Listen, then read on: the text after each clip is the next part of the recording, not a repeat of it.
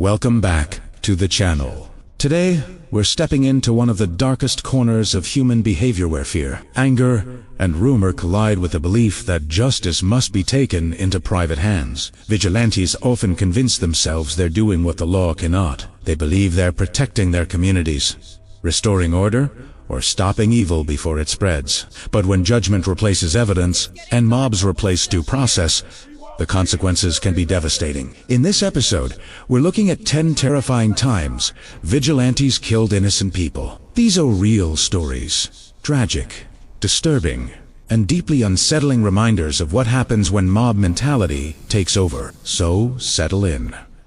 And let's begin. Number 10.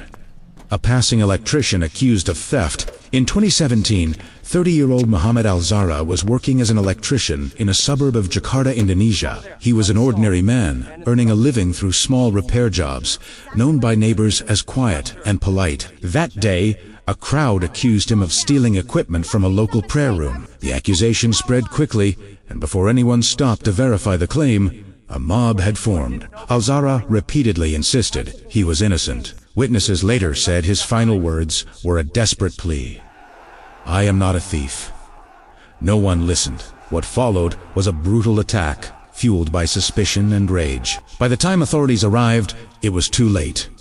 The attackers were eventually arrested. In court, they cried, lowered their heads, and said they didn't understand why they had gone so far. Experts later pointed to widespread mistrust in law enforcement as a factor when people believe justice won't be delivered. They sometimes try to deliver it themselves with fatal results. Number 9.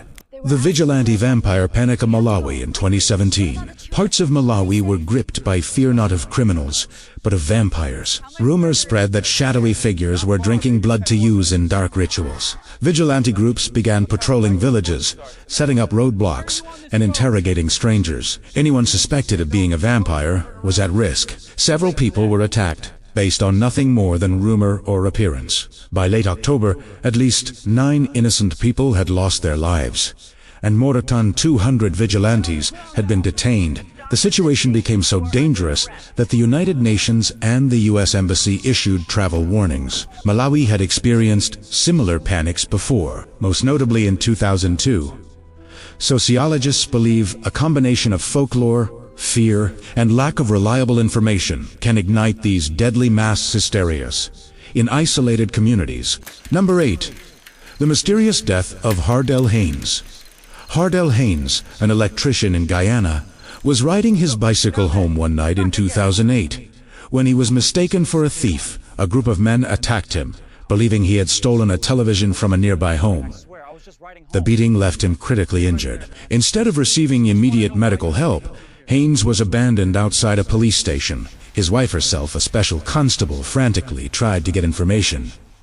Phone calls were ignored. Officers claimed they lacked transportation, manpower, or authority to intervene. Haynes later died at a hospital. An investigation revealed disturbing details, including the involvement of a retired senior police officer who had advised the attackers. While some mob members faced charges, many questions were never fully answered, leaving the case surrounded by suspicion and unresolved anger. Number 7. WhatsApp rumors that turned deadly in central India in 2017. A video began circulating on WhatsApp warning parents about child kidnappers. The clip, originally intended as a safety message from another country, was misinterpreted as proof of an active threat. Fear spread faster than facts. Within hours, mobs formed. Strangers were confronted, beaten, and accused of crimes that had never occurred. Over 2 separate incidents, 7 innocent people lost their lives. In some cases, police were present, but no child abductions had actually taken place. A month later, 2 more men were attacked after simply asking for directions. It became a tragic lesson in how misinformation, when shared without verification, can be just as dangerous as any weapon. Number 6. A tourist in the wrong place. French bus driver Sébastien Judalit traveled frequently to Madagascar's Nosy Be Island. In 2013, what was meant to be another peaceful visit turned into a nightmare after a local child was murdered. Villagers desperately searched for someone to blame. Judalit, a foreigner, was accused without evidence. He pleaded with the crowd, insisting he was innocent and had a daughter of his own. His words didn't matter. He and two others were attacked by a mob convinced they were delivering justice. All three were later found to have had no connection to the crime. Number 5. Innocent men mistaken for terrorists. In 2015, suicide bombings targeted 2 churches in Lahore, Pakistan, killing 17 people and injuring dozens more. The attackers were already dead, but the rage remained. A crowd searching for someone to punish turned on to poor laborers. Babar Noman and Mohammed Salim, who had no involvement in the attack, despite police presence, the officers were vastly outnumbered and unable to intervene. Both men died at the hands of the mob, victims of fear, grief, and uncontrolled anger. Number 4.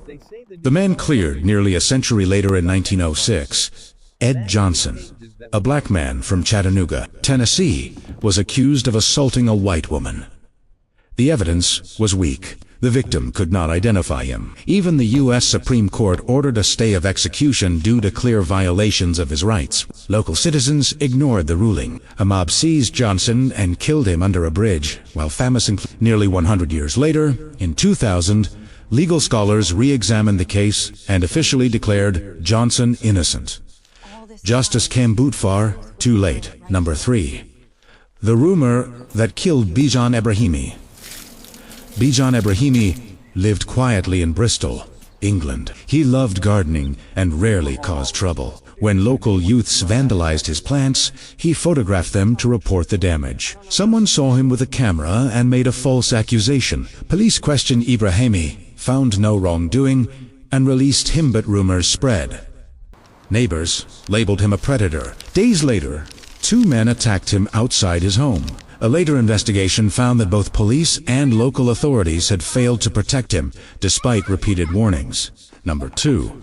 The largest lynching of Italian Americans in 1891, New Orleans Police Chief David Hennessy was murdered. 11 Italian immigrants were arrested. When the court acquitted them due to lack of evidence, public outrage exploded. A mob stormed the jail and killed all 11 men, some of whom had not even been accused in the case. Newspapers openly praised the violence. Political figures defended it. One organizer later became governor. It remains one of the largest mass lynchings in American history and a reminder that racism once extended beyond who we think of today. Number 1. Emmett Till. In 1955, 14-year-old Emmett Till traveled from Chicago to Mississippi to visit family. Days later, he was taken from his home at gunpoint after being accused of offending a white woman. His body was discovered days later in horrific condition. His killers were acquitted. They later openly admitted what they had done. Till's mother insisted on an open casket funeral so the world could see the truth. Nearly 100,000 people attended. The images shocked the nation and became a turning point in the civil rights movement. These stories aren't just about violence here, about fear replacing reason, rumor replacing truth, and crowds forgetting the humanity of the individual. If this video made you think, consider sharing it. If it moved you, stay subscribed, because remembering these stories matters. As always, stay curious, stay safe, and we'll see you in the next one.